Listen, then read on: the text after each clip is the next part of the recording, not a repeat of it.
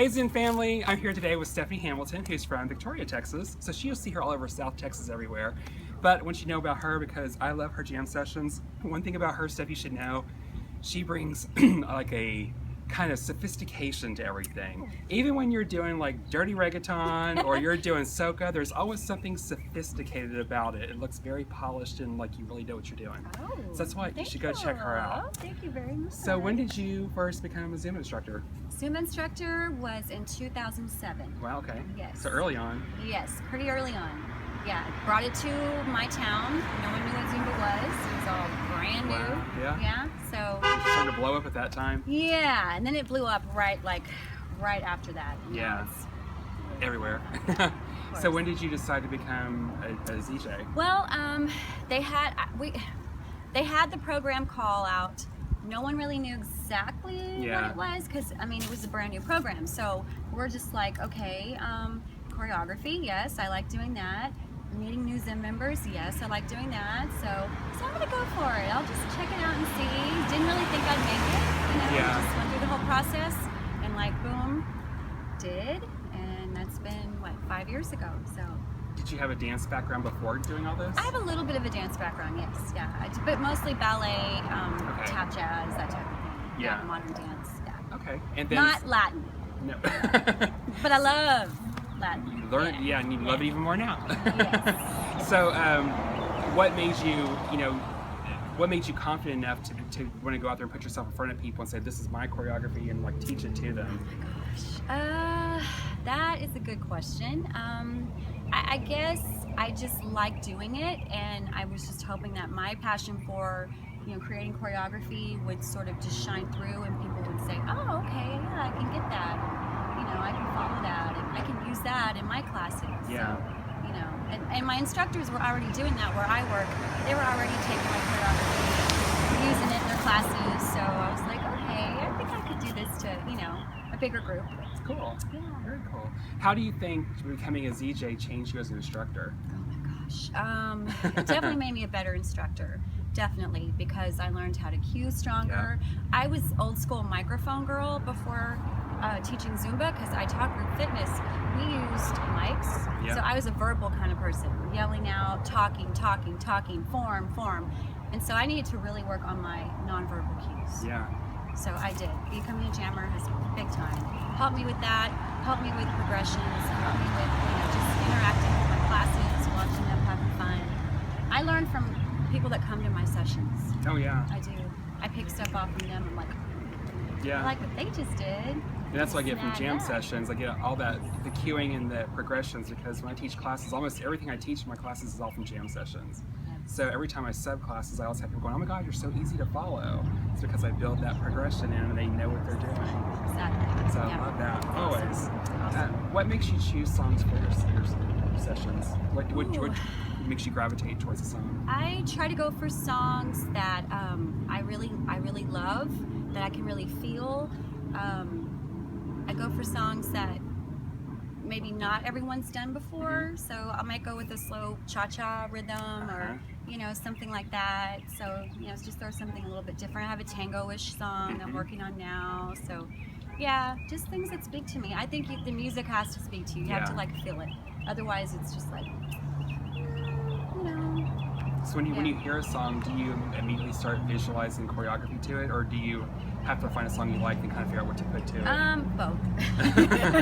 Both. There are songs that you just know right away, oh gosh, I got this. There's some songs, this is funny, I like so much that I think I get into just jamming to the song. I'm like, I can't come up with choreo, but then if I really just make myself stick with it, I can. Yeah. That's really weird. Yeah. But I'll have songs I like. I have my wish list. It's my playlist I play before my classes and stuff I want to do one day. And I use it to just see what people are going, "Oh, I like this song. You're going to do it one day?" But then I also listen to it a lot when I'm at home, and I start dancing around the house till I'm like, "Oh, okay."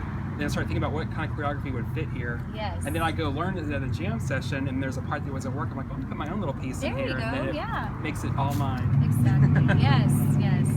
So So some jammers are known for always including a certain kind of rhythm in their sessions, and I know you like to do the cha-chas. And she did a really cool one time. It was, you know, Sweet Dreams by the Eurythmics, but it was a redone one. It's like kind of a very loungy, futuristic cha-cha.